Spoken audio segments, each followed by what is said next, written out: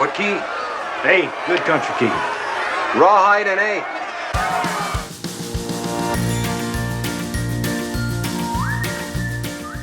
Hi there, and welcome to Baseball by Design. I am SportsLogos.net minor league baseball correspondent Paul Caputo, broadcasting live, as always, from the Sunday Helmet Hall of Fame in my basement in Fort Collins, Colorado.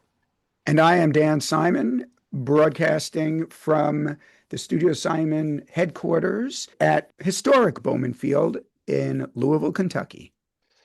Dan, good morning. Hello, how are you? I am fantastic. The weather is warm. Baseball is underway.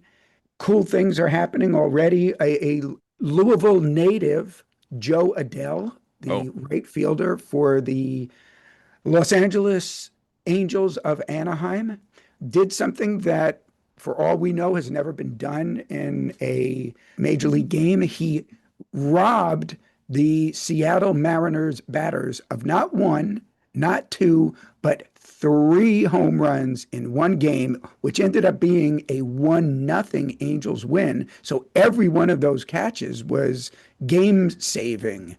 And not only is Joe Adell a Louisville native, but my son Casey played high school baseball against him.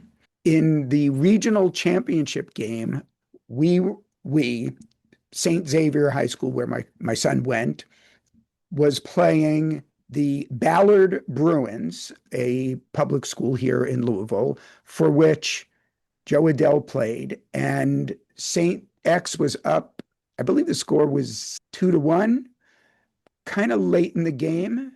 We had one of our best pitchers pitching, but there were great at-bats by the Ballard team, and they ended up loaded the bases, bringing up Joe Adell, who at the time went by the name Jordan. Oh. And he launched a ball into outer space for a grand slam, and Ballard went on to the state tournament, and St. X walked home with their tails between their legs. They were proud, I'm sure, to have reached the regional championship game. No shame in losing to now major leaguer Joe Adell. Joe Adell, who apparently rebranded from Jordan Adell to Joe Adell. Dan, we're talking about a team today that you helped rebrand from the Visalia Oaks to the Visalia Rawhide. What do you think of that as a segue? I was just going to say, listeners, Paul had this big smile on his face. You were officially Mr. Segway. Mr. Segway, I like that. It used to be Joe Bluth from Arrested Development was Mr. Segway. Now I am Mr. Segway. This Visalia Rawhide franchise has been around for a long time. They're the Single-A affiliate of the Arizona Diamondbacks. They play in an agricultural area of California. And like I said, you are the graphic designer that helped create this brand. Lots of cow-themed brands out there in the world, and so you are gonna be the featured designer on this episode.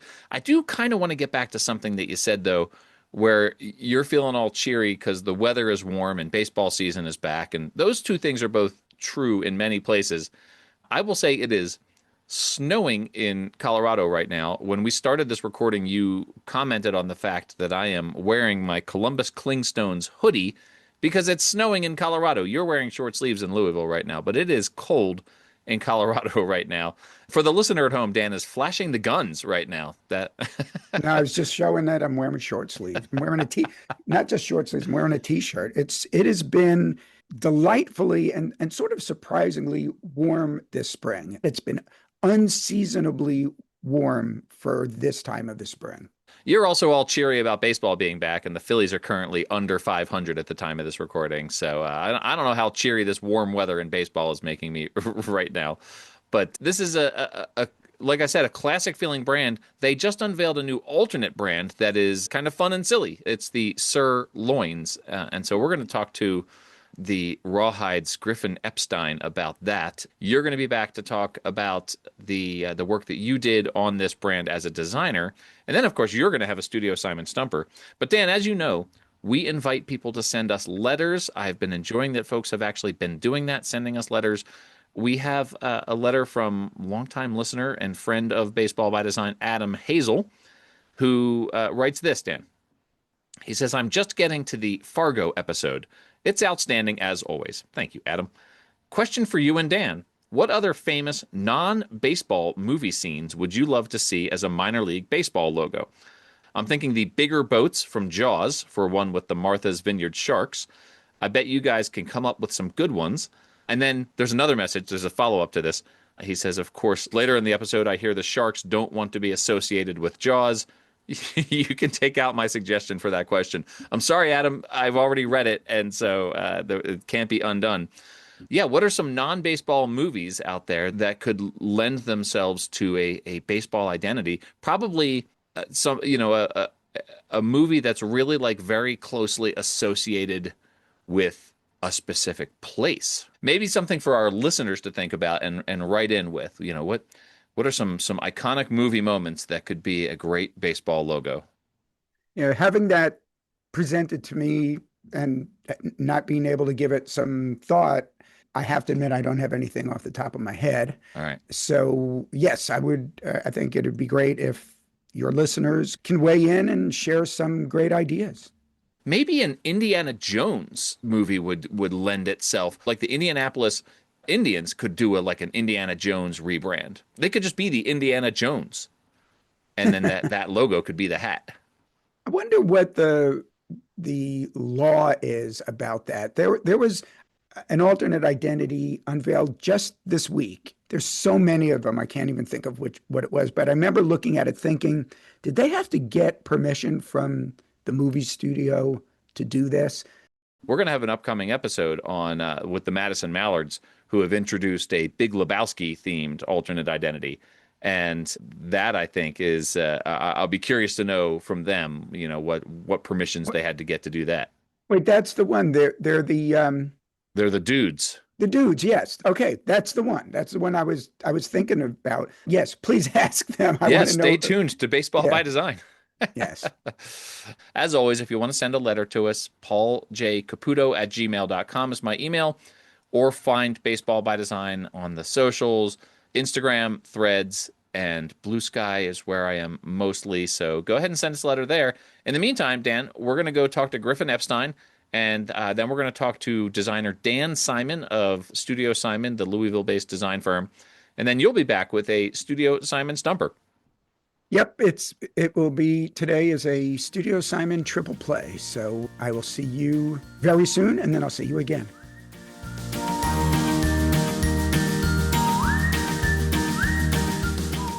All right, everyone, welcome to the podcast. Griffin Epstein, who is the broadcaster and public affairs guy for the Visalia Rawhide. Griffin, thanks so much for joining me.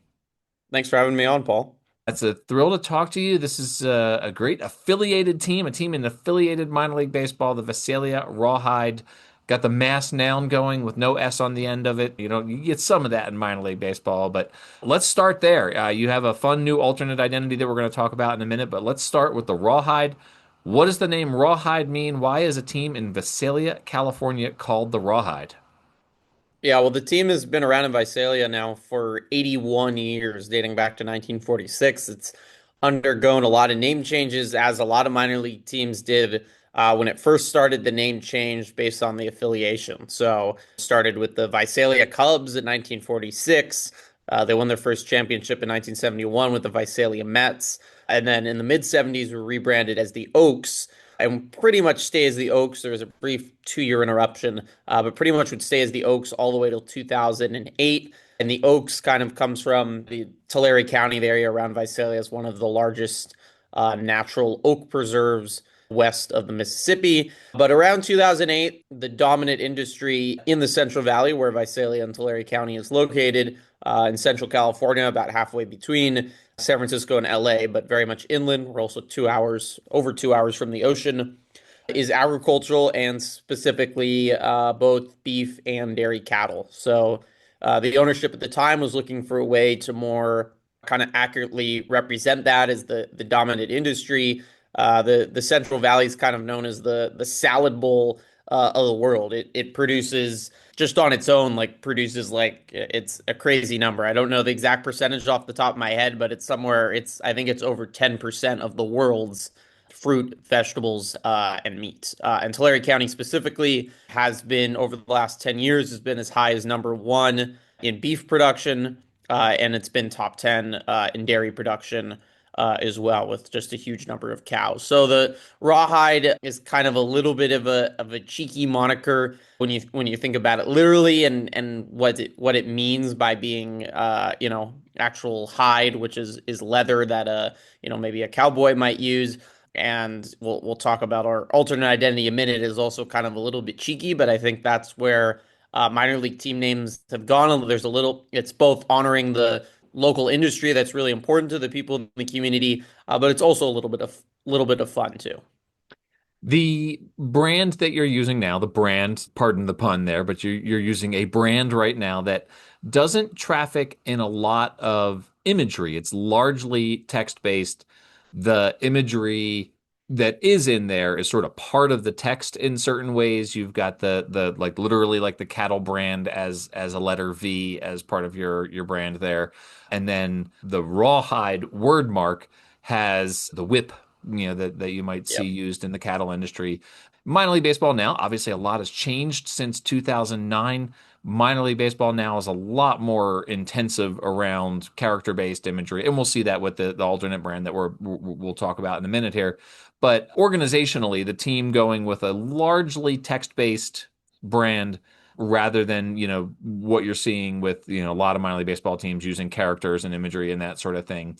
What's the thinking there for the team? It's more of a classic sort of traditional feeling, I would think. Yeah, it is a little bit more traditional, and certainly tradition is important here for having a team that's been around 81 years. We're now the seventh oldest still operating, minor league team dating back to 1946. But I will, from an imagery standpoint, our mascot has become really beloved, and he is very much the face of the team, Tipper the Bull. Again, leaning into that idea of rawhide, that idea of agriculture. My personal job, I am Tipper's chaperone. We take Tipper all over the area. We've been to over 40 schools this spring. One of the most popular hats I see is basically Tipper's face on the hat. So that is very much a kind of an omnipresent image now around the ballpark and around the community. And while it has been at times literally on players' jerseys, because I know I've seen some past photos where at least at some point players did wear hats that actually had the graphic face of Tipper on the jersey. But I do think there's definitely a little bit of enjoyment with the as you said, kind of the old-fashioned nature of the script, and the home jerseys right now are white with pinstripes with rawhide in kind of a cursive-esque script with the whip across the chest. And I think it's just a very classic look that I always enjoy. There's all these alternate jerseys, but I enjoy when the team takes the field in white pinstripes. Yeah, for sure. One of the alternates that you guys will wear out there, and I've seen it on your team store as well, is you will throw back to the old Visalia Oaks, and you explained where that name came from. You had an adorable squirrel logo from 1995 to 2008 with that old Oaks brand. But that, clearly, since it's, you guys have sort of trotted it out there a few times, and it does exist in certain formats on the team store, that nostalgia for that old brand exists there with the team, I would think. Absolutely. And last year, 2025 was our 80th anniversary of playing baseball in Visalia. So being year 80, it was an easy way to term it the year of the Oak. So the team actually played as the Visalia Oaks every Thursday. It was Oaks Thursdays.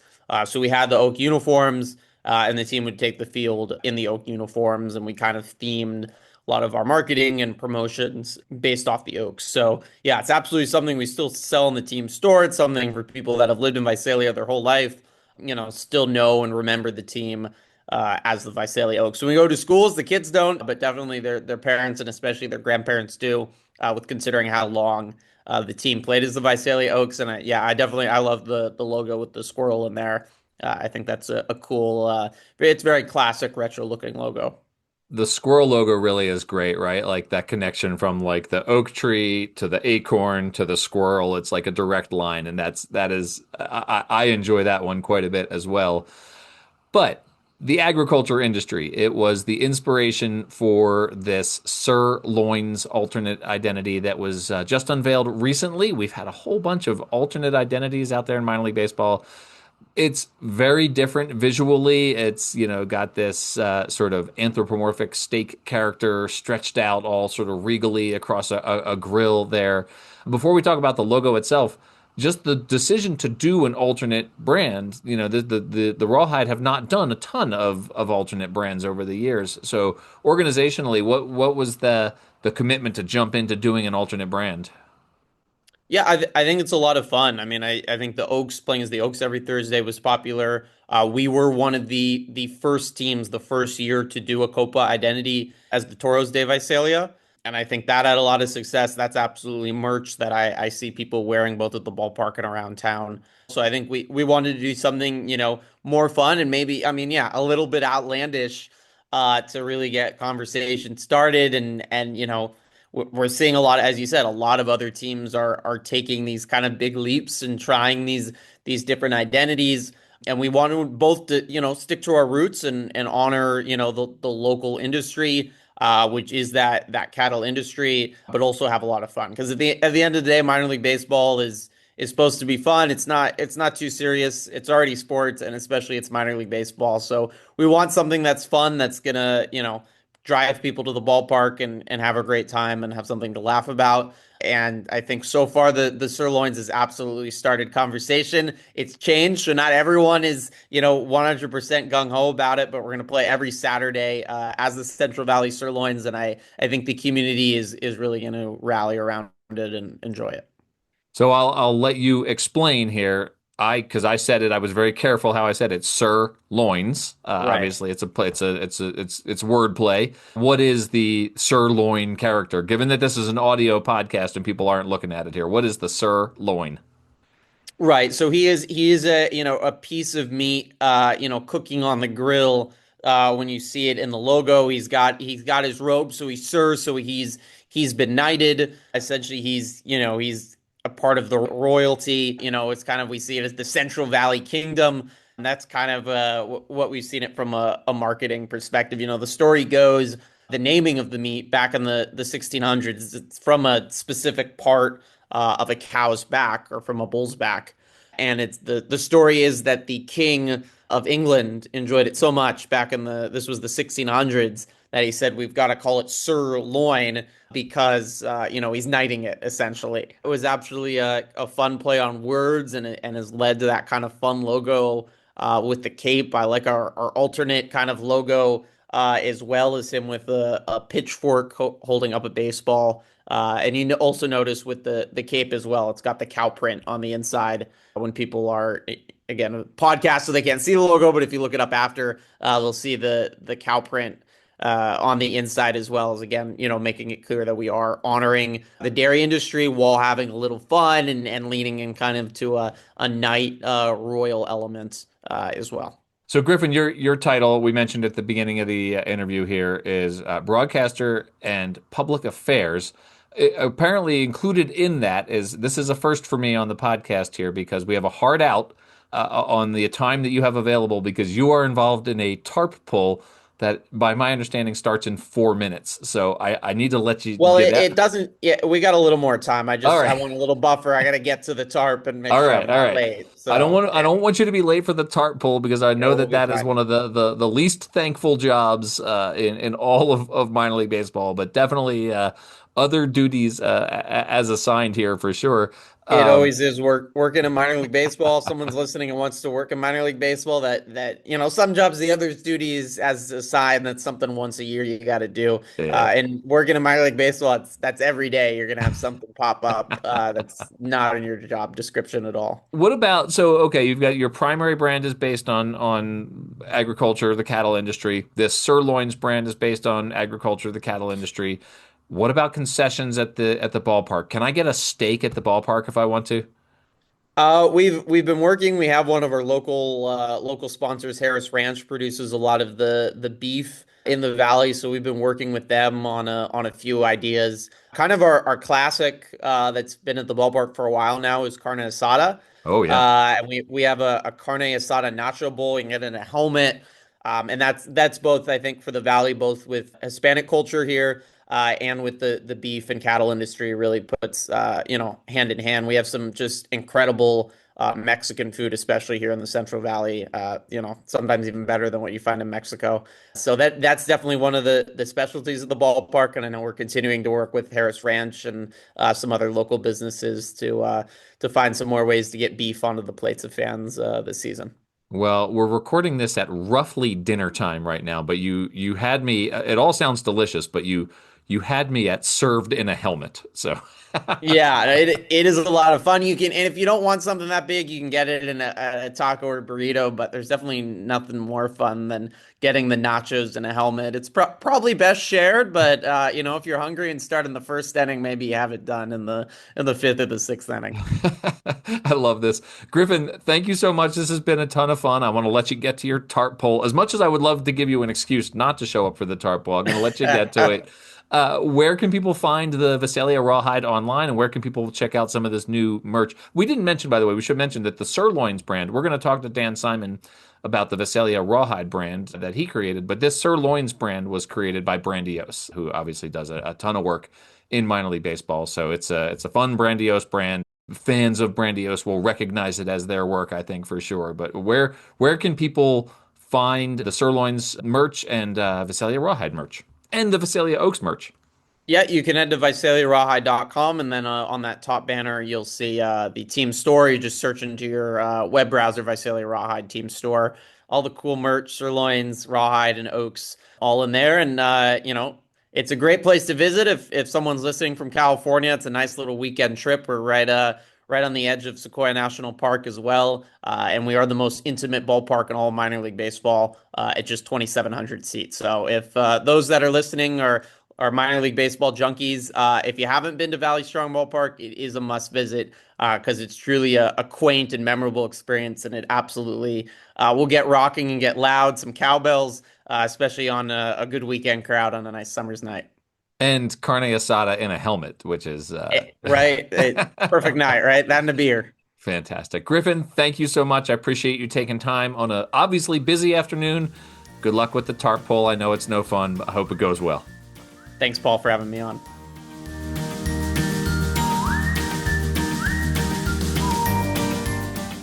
All right, everyone, welcome back to Baseball by Design. We have, as our featured designer on this episode of the podcast, a voice you may be familiar with. It's one Dan Simon of Studio Simon, who created the long-standing brand that the Rawhide have been using since 2009. Dan, good morning. Hello, how are you?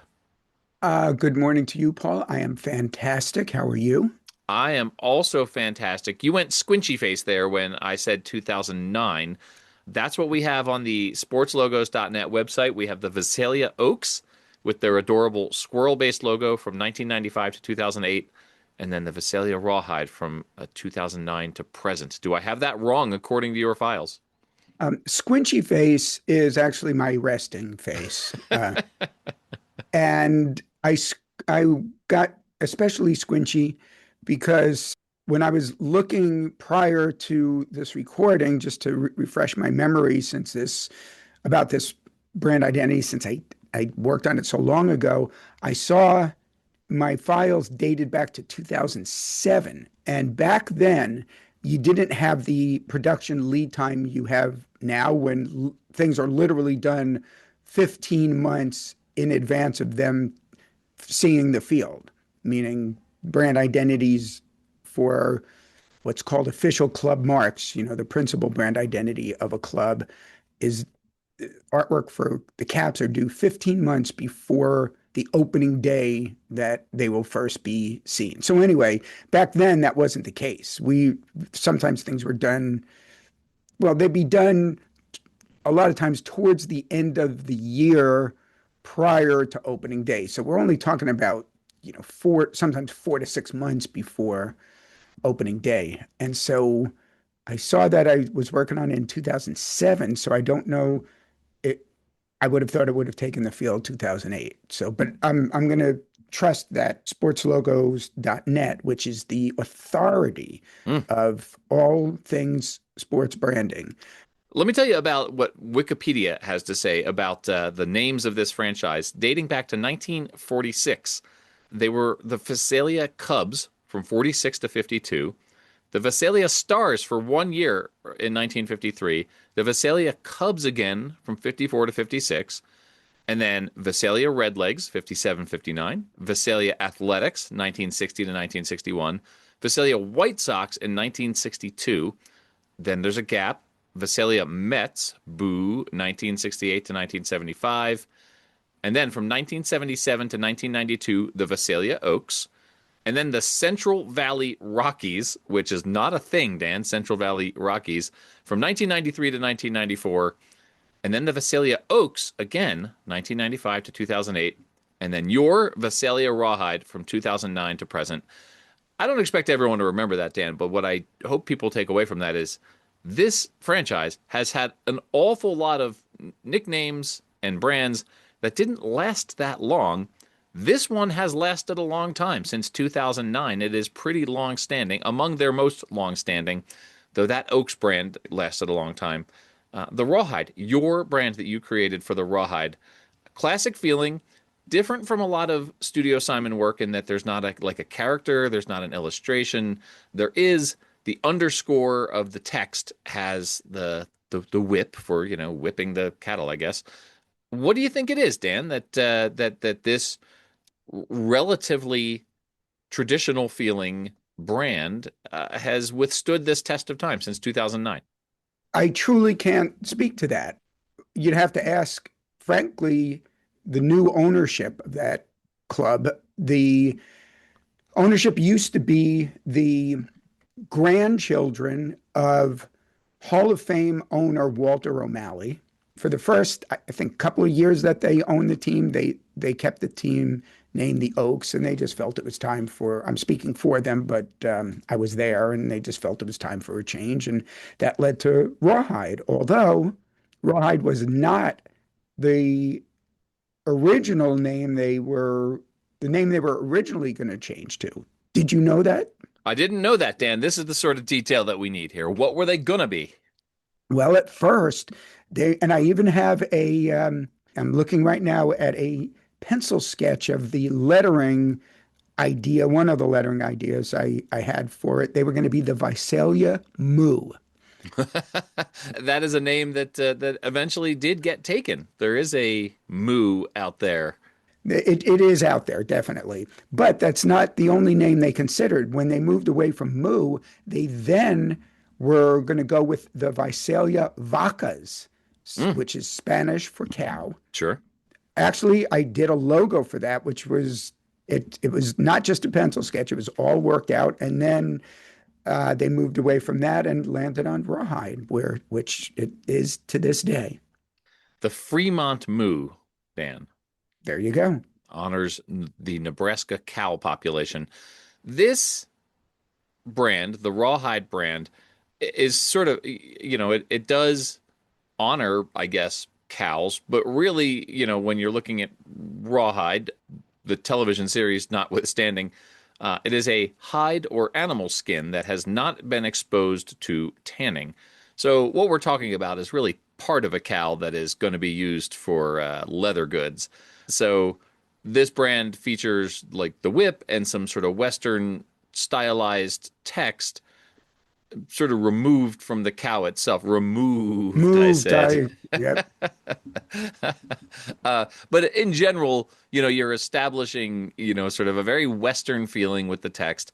The vertical stroke of the letter R is the handle of the whip, and then as we mentioned, the underscore of the text is the rest of the whip.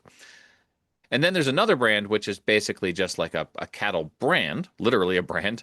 It's the letter V that looks like a brand that ranchers would put on a cow. Other than that, not a lot of alternate marks. This is, represents sort of a different era in minor league baseball branding. From your perspective as a designer, like if you were to do this brand now, probably there would be a character, probably there would be, at least 3 or 4 alternate marks that came from this. This represents a different era of branding in minor league baseball, I would say. I agree. No, yes, it certainly does. You know what, Dan? I recently, kind of famously, was in the clubhouse for the San Diego Padres, and I interviewed Nick Castellanos, who is famously a tough interview. And I saw that answer coming when I realized I had given you a statement rather than a question. I thought, Dan Simon is going to go full Nick Castellanos on me. And I, you did. You didn't let me down. I saw that you posted that, at least part of the interview with him, a video of it, which I very much enjoyed. Yeah. He stared deep, deep into my soul when he answered the second question, and there was not a third question. There were like 6 other reporters around me. I'm like, somebody ask him a question, please. And somebody did. So And somebody did, yes. You were rescued. I was rescued. Anyway, so yeah, but it's a different era of minor league baseball branding. Yeah, you have to remember, I've been doing this for quite some time. And when I first started creating minor league baseball brand identities, just with the industry, well, frankly, there wasn't a sports branding industry at that time. But when I say industry, I'm just talking about minor league baseball, the industry. You had a lot of times a brand identity simply consisted of a cap logo, usually just one cap logo, home and road uniforms, and oftentimes, different lettering for that, one with the nickname of the team, one with the geographic designation of the team, and a primary logo. And that was generally it. Now, granted, when I did the Visalia Rawhide identity, that wasn't 1993 when I did my first minor league baseball brand identity, but still, you weren't seeing these fully fleshed out brand identity systems with multiple secondary logos and all manner of things. It was just really still kind of a product of its time. Yeah. But you mentioned there's no character in it. I just mentioned the Visalia Vacas and that I did a logo for that. And I texted that to you. So I would assume your eyeballs have seen it. I'm looking at it now. It's fun. Right. And so there was when they were when they were going to name it the Vacas, there was a character front and center. Yeah. And that character still got used. It is in the brand identity system of the Rawhide. That is a representation of what became their mascot, Tipper. And that logo was used on a batting practice cap. And last time I looked, as far as I was able to determine, it's still in use as an on-field cap in some way, shape, or form. So there is a character in the brand identity. It's not one that I recall seeing before. It's a winking, sly cow face with like a barn and fields behind it, and then the typography and the colors, the other colors outside of the green, are pretty consistent with where they did land. So it's fun, and I'll share that when this episode goes up. I want to point out, I think whoever was working with the team when they did their Copa identity, the Visalia Toros. Yeah. And I believe they reused this artwork. So we should Google that right now. The Toros, looked similar. Yeah, it's the exact same thing except the type changed. What about the eye? He's not winking in the Toros one. Oh, I don't know if the Tipper logo I did for them, if we changed the eye or if they changed it. I don't remember. That was a long time ago. Yeah. Well, that is the sort of running theme here, is that this was a long time ago. I realize we're drawing on the old memory banks here, but we've been talking about the fact that this is a largely type-based brand. When you set out to make a Western feeling typeface, kind of this like saloon style typeface is how I think about it. What are the things that you go to first? Are there specific elements that that we lay people wouldn't necessarily call out and be like, oh yeah, Western, that automatically make it a Western thing, or is it more of a case by case basis? The answer to that question, if I'm understanding the question correctly, the name Rawhide is obviously a Western theme. As a matter of fact, there was a television Western called Rawhide, which I am a man of a certain age, but it predates my television watching. But I was aware of it. It starred, if I'm not mistaken, I might be mixing this up with a different TV show, but starred Chuck Connors. Now, Chuck Connors was no, I'm wrong about that. Eric Fleming, Clint Eastwood, Paul Brinegar, Sheb Woolley, John Ireland, and Raymond St. Jack. Okay, well, Chuck Connors, the Rifleman. That was, again, predates me. So please don't think, but I'm familiar with it. But the reason I mentioned Chuck Connors is because he was in a Western similar to Rawhide, and he played professional baseball. He played for the Chicago Cubs and the Los Angeles Dodgers. He also played NBA basketball for the Boston Celtics. Wow. And then became a television and movie star. That's a baseball thing and a pop culture thing, and that is tangentially related to what we're talking about today. The TV show Rawhide had Clint Eastwood in it, and Clint Eastwood went on to make a bad baseball movie, Trouble with the Curve. Yeah, not one of the better baseball movies. I was actually just thinking about that movie the other day, but not important. We should get back to your question, which is, so you picture, let's say, movie posters from back when Westerns were like a thing in the 40s, and probably more like the 50s and 60s.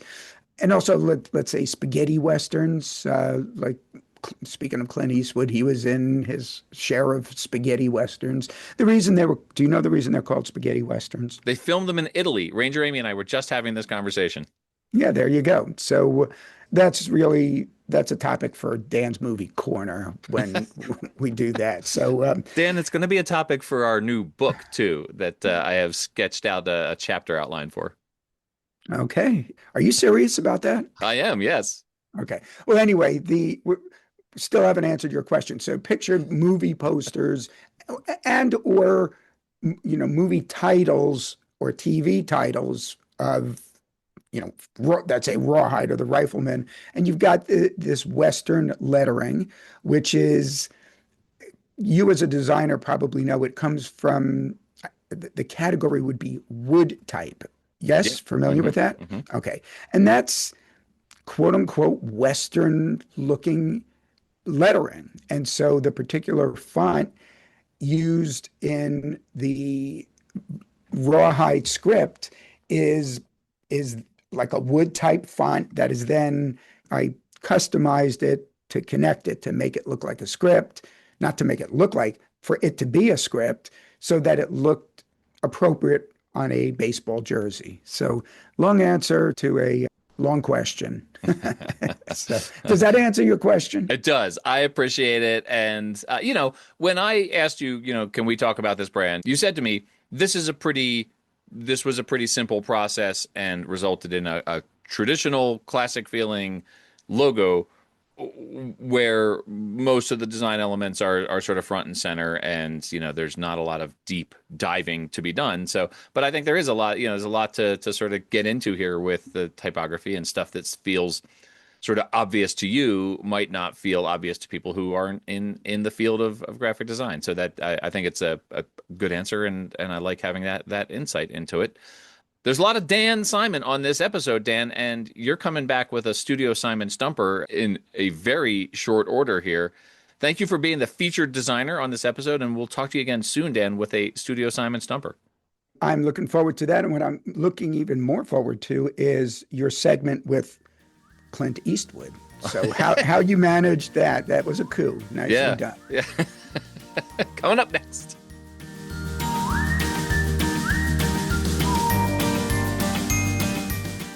All right, everyone, as Dan mentioned, I'm very pleased to have Clint Eastwood on the podcast.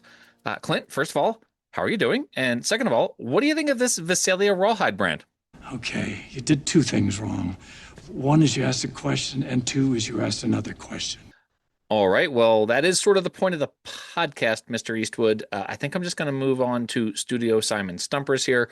I'm pretty nervous about this question that Dan has lined up for me, but I'm pretty good at these, so I think I'm probably going to get it right. I think you're a yellow, rotten, sadistic son of a bitch.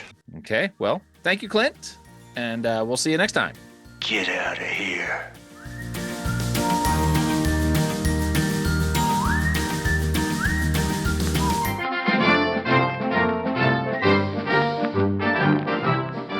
Deep within the recesses of his secret headquarters, somewhere in Louisville, Kentucky, sits Dan Simon. By day, Dan is the owner of Studio Simon, but by night, he tries to stump one Paul Caputo. This is Studio Simon Stumper.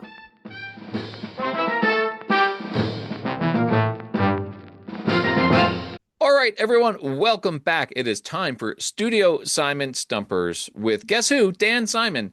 Dan, we've got Cal themes. We've got teams in Central California. We've got whips in identities. I'm not sure where we could go with this. Once again, I have not tried to guess. I'm just waiting to see what pitch is coming here. Well, the very first thing you said is where we're going. Cows. We're going the bovine route. Fremont Moo, final answer. Do you realize you actually got the answer correct? Come on, no, I didn't. No, you didn't. Okay. But here we go. Our Studio Simon Stumper today asks, what breed of cattle is Tipper, the Visalia Rawhide mascot? Okay. Is Tipper a Guernsey? Is Tipper a Holstein? Or is Tipper a Jersey? So when I think of a Holstein cow, I think of my old cat, Ophelia, who was a wonderful cat, who had like that white flare between the eyes. And I wanted to get a cat that looked just like Ophelia to be Ophelia's, friend.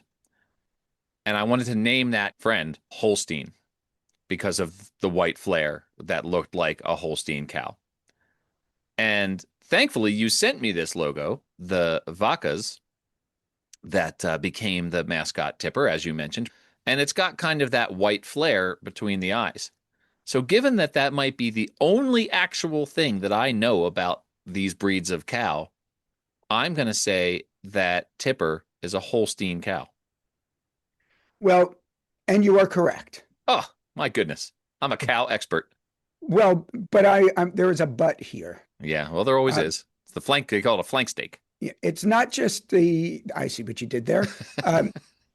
It's not just that, like, flare, as you called it, the white and black on the heads or faces of cattle, but Holsteins are black and white spotted. Okay. Like, picture a cow pattern. Sure. And you are correct. The Holstein is the black and white spotted cow. And I thought this might be easy for you based on that, but a Guernsey is also a spotted cow or cattle, but as opposed to being black and white, they're kind of a light reddish brown and white. Right. So there's a difference. And then Jersey cows are not spotted, but right. And they have like real tall hair and they wear a lot of makeup. Right, and they can't pump their own gas. It's not that they can't; it's just that they're not allowed. Right. Well, the light brown is what made me second guess myself, right? Like, because there is a little bit of like light brown shading because that's part of the color scheme, and you're tying all the colors all together because you're an expert logo designer. And so, but I was worried that because this Vaca's brand that you sent me wasn't completely black and white, I was a little bit worried that maybe it wasn't a Holstein black and white cow. So I'm grateful to my cat Ophelia from many years ago for being black and white so that I knew what a Holstein cow looked like. Wow. That's, well, you know what? Whatever it takes to get the question right. It's true. You dug into some history of pet ownership that led you to the promised land. Ophelia was my very first cat, and the way I know she was a good cat is because I always say that she acted like a dog. So anyway, Dan, thank you so much. This has been a pleasure to get to talk to you so much for this episode, and appreciate all of your insight and all of the preparation that you do for Studio Simon Stumpers and everything you do for Baseball by Design. And we'll see you next week. I am looking forward to it. I'll see you then.